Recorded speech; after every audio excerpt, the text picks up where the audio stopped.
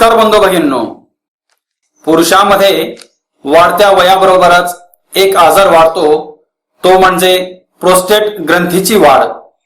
Prostate ग्रंथी ही फक्त पुरुषांमध्येच आढळून येणारी एक ग्रंथी आहे। या ग्रंथीला पौरुष ग्रंथी असे सुद्धा म्हटले जाते। या ग्रंथीचा आकार हा आक्रोडासारखा असतो। या ग्रंथीचे स्थान मूत्राशयाच्या खालच्या बाजूला व मलाशयाच्या वरील बाजूस असते।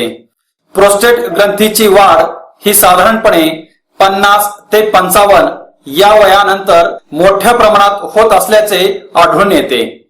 मूत्राच्या आवेगावर नियंत्रण ठेवणे, प्रजननासाठी वीर्य तयार करणे, वीर्यामधून शुक्राणू पुढे नेणे, अशा प्रकारची परंतु अत्यंत महत्वाची कार्य ही प्रोस्टेट ग्रंथी करत असते। या प्रोस्टेट ग्रंथीच्या आकारामध्ये जर वाढ झाली तर काही लक्षणे आढळून येतात। काही वेळा थेंबा थेंबाने मूत्र विसर्जन होणे, मूत्र विसर्जन करताना जळजळ व वेदना होणे, कुंथल्यावर मूत्रमार्गातून चिकट असा पदार्थ बाहेर येणे, अशा व्यक्तीचे मूत्राशय पूर्णपणे रिकामे राहत नाही, त्यामध्ये काही प्रमाणात मूत्र शिल्लक राहते।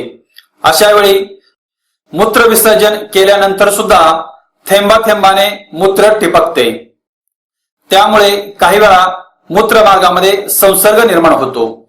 तर अशा प्रकारे प्रोस्टेट ग्रंथी म्हणजे काय आणि तिची कार्य व तिची वाढ झाल्यास कोणती लक्षणे निर्माण होतात हे आपण पाहिले।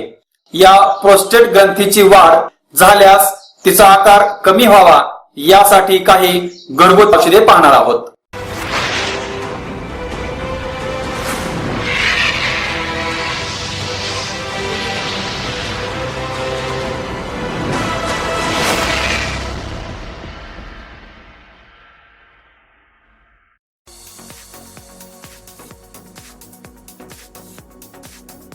दुधी भोपळ्याचा रस घ्या, त्या रसामध्ये एक चिमूटभर काळे मिरे चूर्ण टाका, तसेच अर्धा चमचा तुळशीचा रस टाका व तयार झालेले मिश्रण हे साधारणपणे 2 चमचे एवढ्या प्रमाणात दिवसातून 1 ते 2 वेळा घ्या।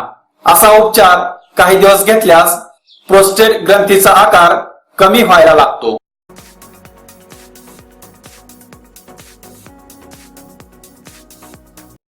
पिंपळाची साल, पुनर्नवा, शतावरी व गोखरू सर्व समप्रमाणात घ्या, त्यांचे चूर्ण बनवा। 1 चमचा चूर्ण घ्या, ते 1 ग्लास पाण्यामध्ये मिसळा आणि या पाण्याचा काढा तयार करा। साधारणपणे अर्धा ग्लास शिल्लक राहिल्यानंतर हे गाळून घ्या आणि नियमितपणे सकाळी प्या। असे काही दिवस केल्यास प्रोस्टेट ग्रंथीचा वाढलेला आकार कमी व्हायला लागतो।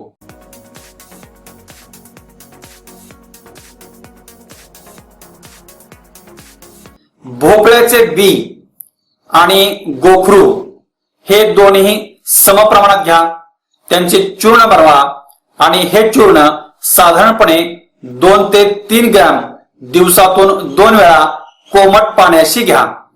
हा उपचार काही दिवस केल्यास प्रोस्टेट ग्रंथीमध्ये झालेली वाढ कमी होईल। यापैकी कोणताही उपचार चालू असताना आपला आहार हा सुपाच्य म्हणजेच पचायला हलका असावा।